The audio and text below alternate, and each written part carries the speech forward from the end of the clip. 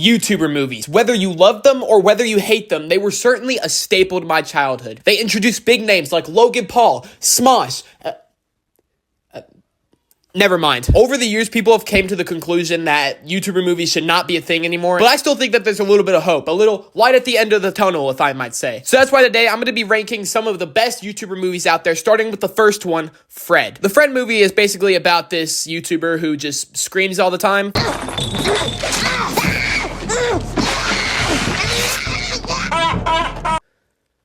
Nothing too crazy to it. The whole movie basically is about Fred trying to hook up with this girl and getting absolutely rocked by John Cena. Yes, it's very annoying, but if you're looking at it from a 7-year-old's perspective, I'd say it's not that bad of a movie. They also made a sequel, Night of the Living Fred. Absolutely terrible. Fred thinks that his teacher is like a vampire or something, but he isn't. That goes to show how pointless the movie is. They even made a third one called Camp Fred. Now, this movie actually wasn't that bad, okay? Yes, it's annoying. The whole 45 seconds beginning is just Fred screaming on a bus. Hey, what's up?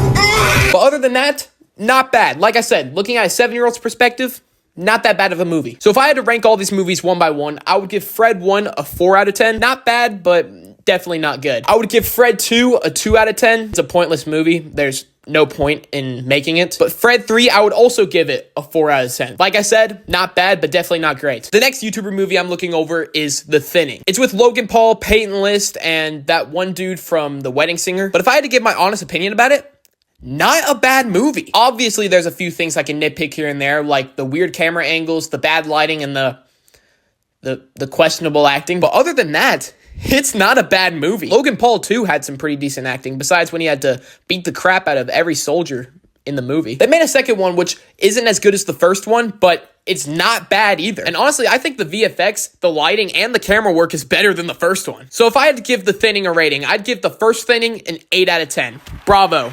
Bravo, Logan Paul.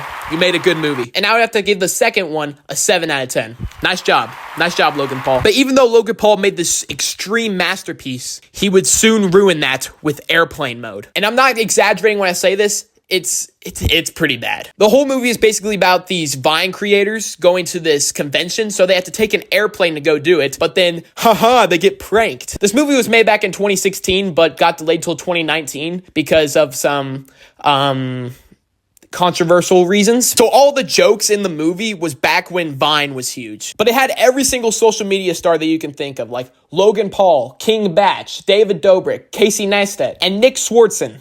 You know, the guy from the low-rated Adam Sandler movies that get 3% on Rotten Tomatoes. Not gonna lie, there are some pretty funny moments in this movie, but if I have to be completely honest, I think it's a pretty bad movie. It has a very predictable ending. The comedy's questionable. The acting's questionable as well. If I had to give this movie a rating, I'd give it a 3 out of 10. It's a watchable movie, just not a good movie. But on the topic of some decent movies, let's look at Smosh the movie, which has a YouTube video out there of them failing a backflip and then having to go into YouTube trying to delete it and then going back to real life realizing they're famous off of it. It's not that bad of a movie. Some of the lighting's questionable, but other than that, it's really not that bad. There are some parts in it though that I could question, like they make a 15-second video, it goes popular and suddenly they're millionaires. Like I had a video that went popular and where's my mansion, YouTube? If I would have to rate Smosh the movie, I would probably give it a 5.5 out of 10. Again, not a great movie, but definitely not a bad movie. But until next time, I'll see you guys later. Like and subscribe, or I'm going to force you to watch Logan Paul for 20 hours straight.